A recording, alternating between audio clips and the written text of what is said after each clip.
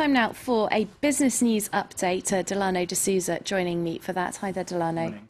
We're going to start off with Greece. Now, the government handed over a list of reforms that it's putting forward on Friday. That's right. Have we got any news on those? Well, Catherine, over the weekend, Greece and its creditors began scrutinizing the list of proposed reforms. Now, it includes proposals like higher taxes for the rich, measures to tackle illegal fuel and cigarette smuggling, and tax evasion. Athens says the reforms would help it raise €3 billion without resorting to wage and pension cuts. On Sunday, the Greek Prime Minister said he hoped the talks would yield a happy ending. Greece is expected to run out of cash in April. The full definitive list of reforms will be submitted to creditors this week. OK, let's move on from Greece's problems to the oil price, which, of course, we've talked about a lot in recent months, haven't we? Now, those nuclear talks continuing with Iran, they tend to have an impact on the oil price. That's right, because expectations a deal could be reached with Iran, a country that has 10% of crude oil reserves, has sent prices lower. Brent crude currently just under $56 a barrel at this hour.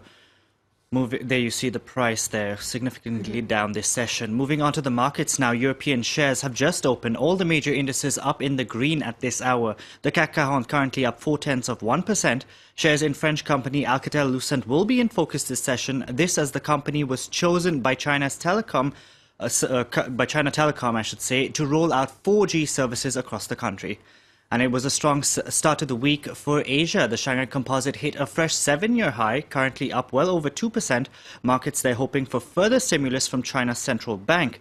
Meanwhile, over in Japan, stock shrugged off news industrial output fell 3.4% in February. The Nikkei closing Monday session up over 0.5%.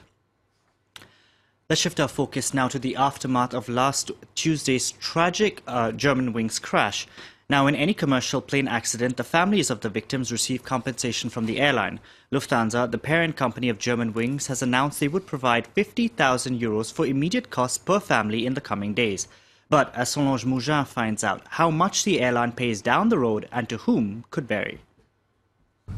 How much is the life of a plane crash victim worth financially? The short answer, it depends on where you're suing from. Even if the bereaved families of the Germanwings crash decide not to sue, they will receive compensation. Lufthansa has said it will honor its responsibilities. They've already announced a transfer of $54,000 per victim for immediate expenses. According to an international aviation treaty, airlines must provide around $157,000 per victim. It is internationally regulated, including, of course, in Europe, that regardless of fault, the airline is liable in any case.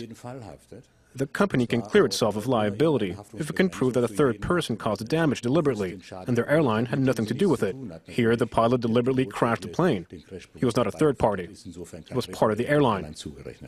And then there are the lawsuits. If past crashes provide any guidance, most will be settled out of court.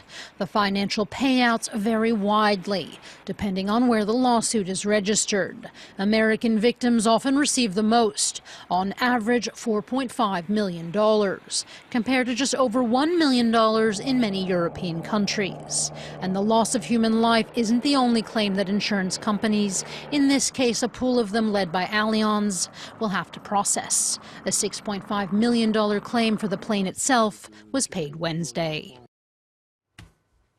Let's take a look at some of the other stories making headlines at this hour. Luxury goods maker Prada has reported a 28% fall in its 2014 net profit. Net income came in at €450 million, down from the $627 million reported in 2013. The Italian company blames much of the slide on lower sales in Hong Kong and Macau. Last year's pro-democracy protests pushed down the number of Chinese tourists and shut the city's main roads for 79 days. Switzerland's Dufry will acquire a majority stake in its main rival World Duty Free. The deal, valued at $3.8 billion, will create the largest travel retailer in the world. The new company is expected to run over 2,000 travel retail stores in airports, cruise lines and other tourist hotspots. And it was a busy weekend at the box office for the latest animated alien adventure Home. The Dreamworks production raked in $54 million in the United States alone. The film's rare African-American girl protagonist is voiced by singer Rihanna. Other major star voices included Steve Martin and Jennifer Lopez. And apparently Jennifer Lopez, J-Lo and Rihanna put on Twitter, tweeted to their followers that they should go watch the movie. So there you see. There we go. It works. It works. The power of Twitter. Star power and the power of Twitter. Well, thanks very much, Delano D'Souza, our business editor, with that business roundup.